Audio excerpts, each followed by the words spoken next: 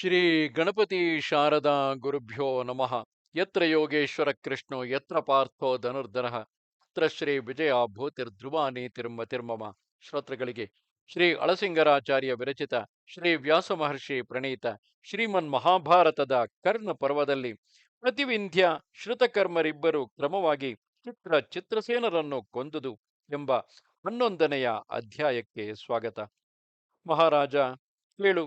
ಇಷ್ಟರಲ್ಲಿ ಬೇರೊಂದು ಕಡೆ ಶ್ರುತಕರ್ಮನು ಚಿತ್ರಸೇನನನ್ನು 50 ಬಾಣಗಳಿಂದ ಹೊಡೆದನು. ಒಡನೆಯೇ ಚಿತ್ರಸೇನನು 9 ಬಾಣಗಳಿಂದ ಶ್ರುತಕರ್ಮನನ್ನು ಪ್ರಹರಿಸಿ 5 ಬಾಣಗಳಿಂದ ಅವನ ಸಾರಥಿಯನ್ನು ಕೊಂದನು. ಶ್ರುತಕರ್ಮನು ಕೋಪಗೊಂಡು ತೀಕ್ಷ್ಣ ಬಾಣದಿಂದ ಚಿತ್ರಸೇನನ ಮರ್ಮಸ್ಥಾನಕ್ಕೆ ಗುರಿ ಹಿಡಿದು ಹೊಡೆದನು. ಈ ಬಾಣದ ಪ್ರಹಾರವನ್ನು ತಡೆಯಲಾರದೆ ಚಿತ್ರಸೇನನು ಪ್ರಜ್ಞೆ ತಪ್ಪಿ ಮೂರ್ಛಿತನಾದನು. ಇದೇ ಸಮಯದಲ್ಲಿ ಶ್ರುತಕೀರ್ತಿಯು 90 ಬಾಣಗಳಿಂದ ಚಿತ್ರಸೇನನನ್ನು ಮುಚ್ಚಿದನು. ಆದರೆ ಕ್ಷಣ ಮಾತ್ರದಲ್ಲಿಯೇ ಚಿತ್ರಸೇನನು ಚೇತರಿಸಿಕೊಂಡು ಶ್ರುತಕರ್ಮನ ಕೈಯಲ್ಲಿದ್ದ ಧನುಸ್ಸನ್ನು 7 ಬಾಣಗಳಿಂದ ಕತ್ತರಿಸಿದನು. ಒಡನೆಯೇ ಶ್ರುತಕರ್ಮನು ಮಹಾವೇಗವತ್ತಾದ ಮತ್ತು ವಿಚಿತ್ರಾಕಾರವುಳ್ಳ ಬೇರೆ ಧನುಸ್ಸನ್ನು ಕೈ ತೆಗೆದುಕೊಂಡು ಬಾಣವರ್ಷವನ್ನು ಕರೆದನು. ವಿಚಿತ್ರ ಮಾಲಿಕೆಗಳಿಂದ ಅಲಂಕೃತನಾಗಿದ್ದ ಆ ಚಿತ್ರಸೇನನ ಮೈಯಲ್ಲಿ ಶ್ರುತಕರ್ಮನ ಬಾಣಗಳು ನಾಟಿಕೊಂಡಿದ್ದಾಗ ಕೂದಲುಗಳನ್ನು ಕೆದರಿ ನಿಂತ ಮುಳ್ಳು ಹಂದಿಯಂತೆ ಕಾಣಿಸಿದನು. ಆಗಲೂ ಚಿತ್ರಸೇನನು ಕೆದರದೆ ಒಂದು ನಾರಾಚವನ್ನು ಶ್ರುತಕರ್ಮನ ಎದೆಯ ಮಧ್ಯಕ್ಕೆ ಗುರಿಯಿಟ್ಟು ಹೊಡೆದು ನಿಲ್ಲು ನಿಲ್ಲು ಎಂದು ಕೂಗುತ್ತಿದ್ದನು. ಗೈರಿಕಾದಿ ಧಾತುಗಳ ಬಣ್ಣವುಳ್ಳ ಪ್ರವಾಹವು ಬೆಟ್ಟದಿಂದ ಹರಿಯುವಂತೆ ಶ್ರುತಕರ್ಮನ ಮೈಯಿಂದ ರಕ್ತ ಪ್ರವಾಹವು ಹರಿಯುತ್ತಿರಲು ಅವನ ದೇಹವು ಪುಷ್ಪಿತವಾದ ಮುತ್ತುಗದ ಮರದಂತೆ ಕಾಣಿಸಿತು. ಇದರಿಂದ ಶ್ರುತಕರ್ಮನು ಅತ್ಯಾಕ್ರೋಶವಶನಾಗಿ ಇದಿರಾಗಿ ಬರುತ್ತಿದ್ದ ಶತ್ರುವನ್ನು ತಡೆದು ಅವನ ಕೈಯಲ್ಲಿದ್ದ ಧನುಸ್ಸನ್ನು 2 ತುಂಡಾಗಿ ಕತ್ತರಿಸಿದನು. ಅಲ್ಲದೆ 300 ಬಾಣಗಳಿಂದ ಅವನನ್ನು ಮರೆಸಿದನು.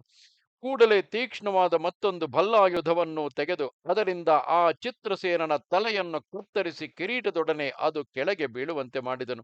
ತೇಜೋ ವಿಶಿಷ್ಟವಾದ ಆ ಚಿತ್ರಸೇನನ ತಲೆಯು ಅಕಸ್ಮಾತ್ತಾಗಿ ಆಕಾಶದಿಂದ ಬಿದ್ದ ಚಂದ್ರನಂತೆ ಕೆಳಗೆ ಬಿದ್ದಿತು.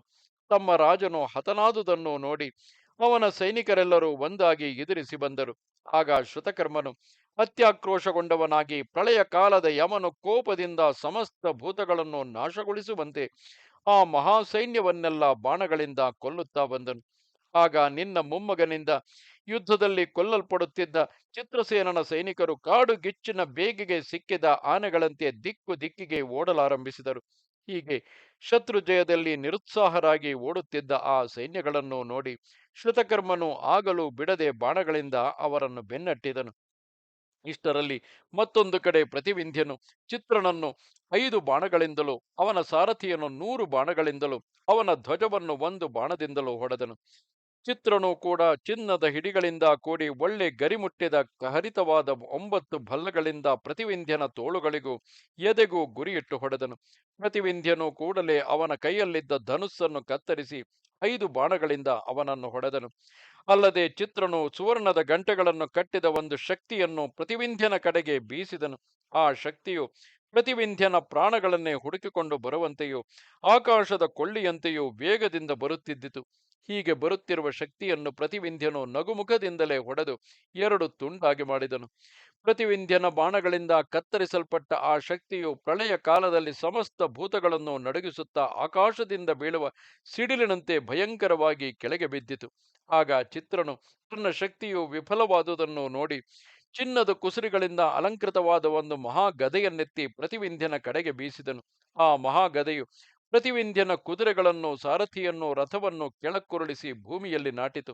ಇಷ್ಟರಲ್ಲಿಯೇ ಪ್ರತಿವಿಂಧ್ಯನು ರಥದಿಂದ ಹಾರಿ ಕೆಳಗೆ ನಿಂತು ಸುವರ್ಣ ದಂಡವುಳ್ಳ ಶಕ್ತಿಯೊಂದನ್ನು ಚಿತ್ರನ ಮೇಲೆ ಬೀಸಿದನು. ಮಹಾಧೈರ್ಯಶಾಲಿಯಾದ ಚಿತ್ರನು ಆ ಶಕ್ತಿಯು ಬರುತ್ತಿರುವಾಗಲೇ ಕೈಯಿಂದ ಆತುಕೊಂಡು ಅದನ್ನೇ ಪ್ರತಿವಿಂಧ್ಯನ ಮೇಲೆ ಬೀಸಿದನು.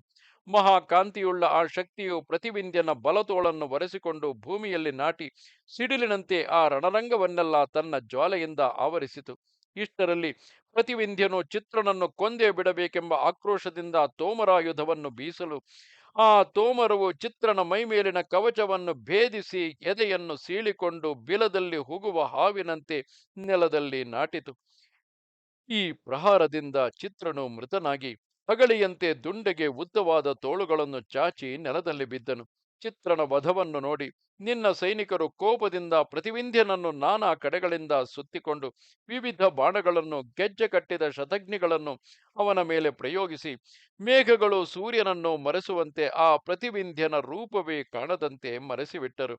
ಆದರೇನು, ಪ್ರತಿವಿಂಧ್ಯನು ಕ್ಷಣಮಾತ್ರದಲ್ಲಿಯೇ ತನ್ನ ಬಾಣಗಳಿಂದ ಆ ಶತ್ರು ಬಾಣಗಳನ್ನೆಲ್ಲ ಕತ್ತರಿಸಿ ವಜ್ರಧಾರಿಯಾದ ಇಂದ್ರನು ದಾನವ ಸೈನ್ಯವನ್ನು ಹೇಗೋ ಹಾಗೆ ನಿನ್ನ ಸೈನ್ಯವನ್ನೆಲ್ಲ ಓಡಿಸಿಬಿಟ್ಟನು. ಪಾಂಡವ ಸೈನಿಕರಿಂದ ಕೊಲೆಗೀಡಾದ ನಿನ್ನ ಸೈನ್ಯವು ರಣರಂಗದಲ್ಲಿ ನಿಲ್ಲಲಾರದೆ ಬಿರುಗಾಳಿಗೆದಿರಾದ ಮೇಘದಂತೆ ಚದುರಿ ಓಡಿಹೋಯಿತು. ಹೀಗೆ ನಿನ್ನ ಸೈನ್ಯವೆಲ್ಲ ಪಾಂಡವರ ಕೊಲೆಗೆ ಸಿಕ್ಕಿ ಓಡಿ ಹೋಗುತ್ತಿರುವುದನ್ನು ನೋಡಿ ಅಶ್ವತ್ಥಾಮನು ಏಕಾಕಿಯಾಗಿ ವೇಗದಿಂದ ಭೀಮನನ್ನು ಎದುರಿಸಿ ಬಂದನು. ದೇವಾಸುರ ಯುದ್ಧದಲ್ಲಿ ಇಂದ್ರ ವೃತ್ರರಿಗೆ ಹೇಗೋ ಹಾಗೆ ಅವರಿಬ್ಬರಿಗೂ ಭಯಂಕರವಾದ ಯುದ್ಧವು ಆರಂಭವಾಯಿತು. ಇದು 11ನೆಯ ಅಧ್ಯಾಯವು. ನಮಸ್ತೆ ಶಾರದೆ ದೇವಿ, ಕಾಶ್ಮೀರ ಪುರವಾಸಿನಿ, ತ್ವಾಮಹಂ ಪ್ರಾರ್ಥೆಗೆ ನಿತ್ಯಂ, ವಿದ್ಯಾದಾನಂಚ ದೇಹಿಮೆ. ನಮಸ್ಕಾರ.